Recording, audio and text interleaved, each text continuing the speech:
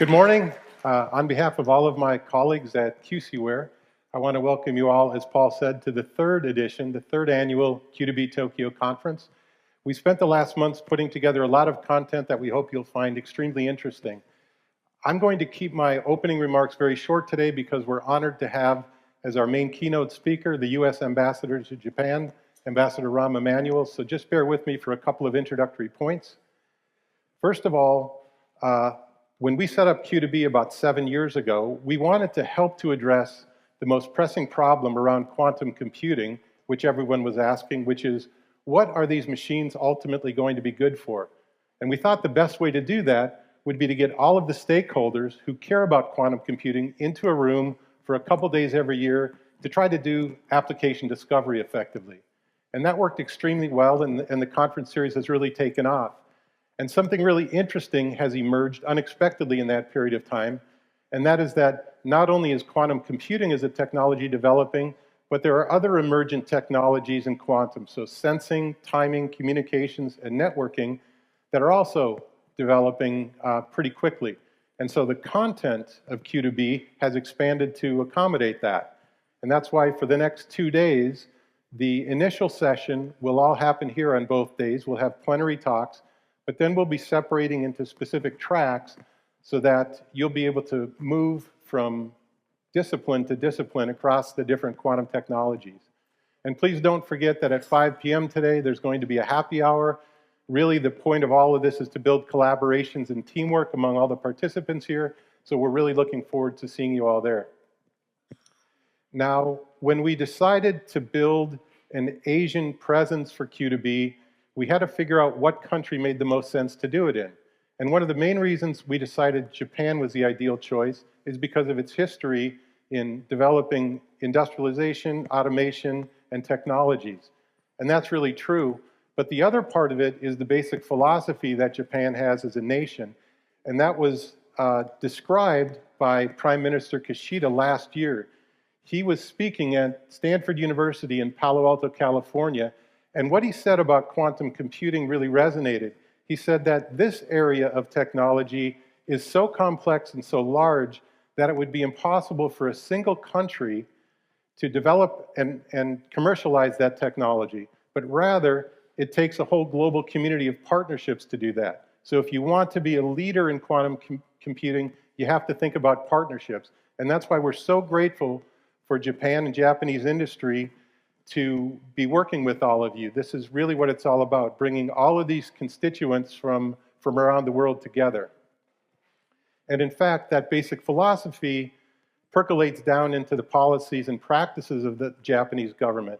I can't get into all the detail on these bullet points, but I would highlight one or two. So Ambassador Emanuel was the driving force between one of the largest quantum projects that was established between Japan and the United States, and it's a multi-year, over $100 million investment in both countries collaborating to advance quantum computing technology.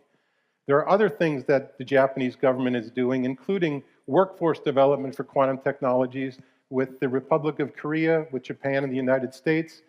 And of course, you're going to be hearing later on today from people like Jay Gambetta, who runs IBM's quantum computing group, to representatives from Quantinuum and Ware, who are also talking about hardware systems that they're putting in place in Japan as part of larger collaborations.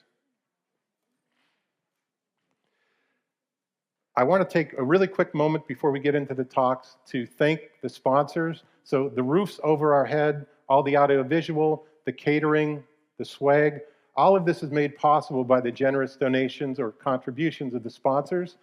So as diamond sponsors, these groups will be talking at the plenary sessions. They're in the exhibition area, and they've also got private meeting rooms, and a lot of you are going to be meeting with them. Gold sponsors are also talking in the plenary session. They've also got exhibition space.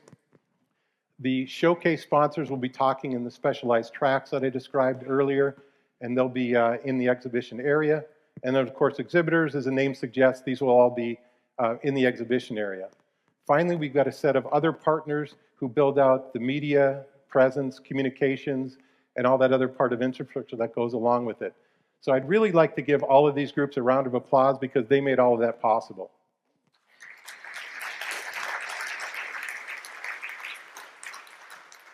Okay, just as a reminder, we're in Tokyo today, but I'm hoping to see many of you in Silicon Valley on December 10th through the 12th for the three-day Silicon Valley event. Next year, it's the same sequence. We'll be back in Tokyo in the late spring, then in Paris in the fall, and back in Silicon Valley in December of next year. Now I'd like to go ahead and start the proceedings officially today. We're very, very fortunate to have with us today, as I mentioned, the U.S. Ambassador to Japan, Ron Emanuel. He is, for those of you that are unaware, he has one of the most distinguished careers of any government or elected official in the United States, and he has been a senior executive in presidential administration, several of them over the last 30 years.